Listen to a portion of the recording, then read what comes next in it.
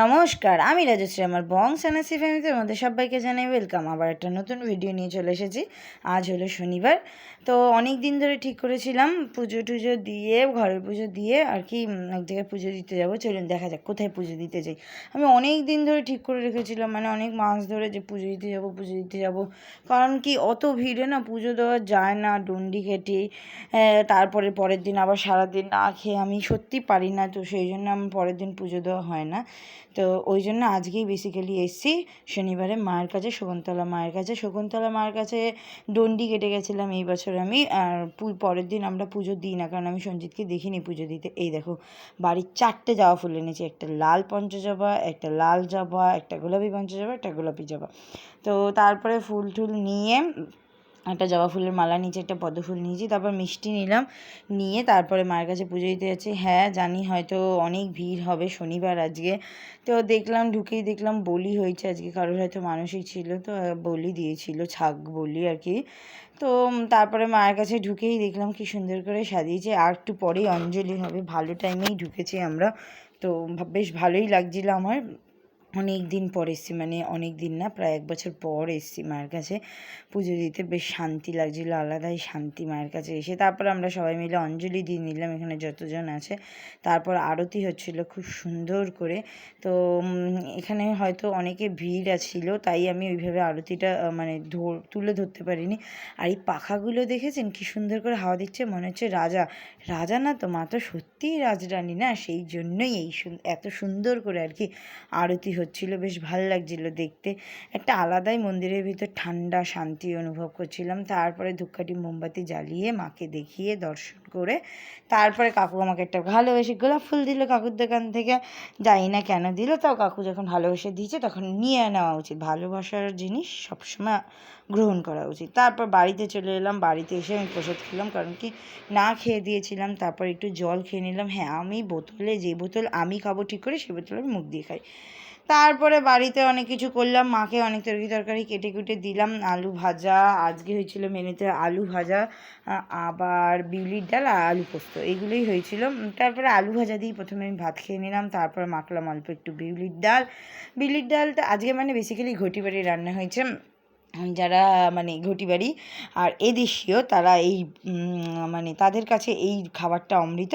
হ্যাঁ, আমার কাছে বিউলির ডাল একদমই অমৃত না। ঠিক আছে, বিউলির ডালের সাথে আলু পোস্তটা যায়, এটা মানলাম, বাট বিউলির ডাল অমৃত না। বাট আলু পোস্তটা অসাধারণ হয়েছে। ওফ, কী বলবো, পুরো চুমু।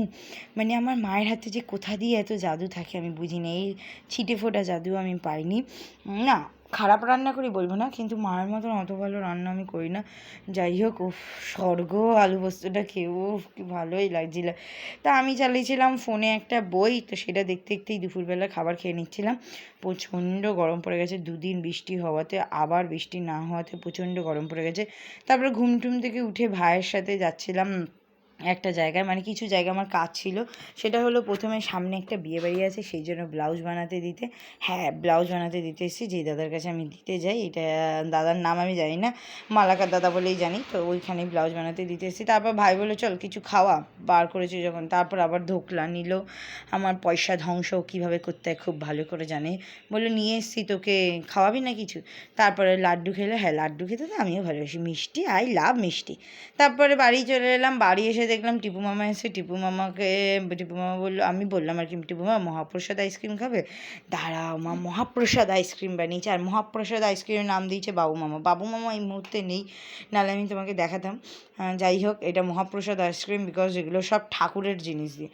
তারপরে রাত্রিবেলা তো কিছু একটা করতে হবে, মানে কিছু একটা ভালো খাবার খেতে হবে, এই আর কি ভেবে আমি এক বাটি, মানে একটা বড় বাটিতে 1 কাপ টক দই, 1 কাপ জলটা পুরোটা নেব না আর কি। তারপরে কিছুটা বেকিং পাউডার, মানে ওই 1/2 চামচ মতন বেকিং সোডা আর 1/2 চামচ মতন বেকিং পাউডার নিয়ে ভালো করে ফেটাচ্ছিলাম। হ্যাঁ, এখনও কিন্তু আমি জল দিইনি, জলটা দেবো পরে।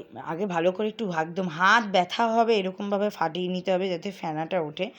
তারপরে ময়দাটা চেলে নিচ্ছিলাম। হ্যাঁ, আমি রুটি করার সময় হোক, লুচি করার সময়, যাই করার সময় হোক, আগে থেকে আমি একটু মানে ময়দাটা চেলে নিই, মানে ময়দা না চাললে অনেক সময় পোকা টোকা থাকতে পারে, সেই ভয়ে ময়দাটা আমি চেলে নিই।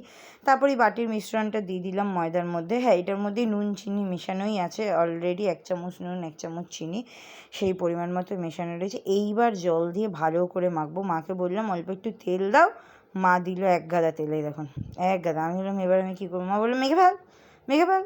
তারপরে আবার ঘুগনির ডালটা ভেজালাম, মানে হাফ ময়দা মাখতে মাখতে। কারণ আমি জানি যে ঘুগনির মটর না ভিজিয়ে রেখে যদি রান্না করি মানে আর কি হবে না, মানে সেদ্ধ হবে না। তারপরে ওইটা ঘুগনির মটরটা আধ ঘন্টার জন্য ভিজিয়ে তারপর ওটা মা দিল সিটি দিয়ে, কিন্তু ওটা দিয়েছিলাম 5টা না 6টা সিটি।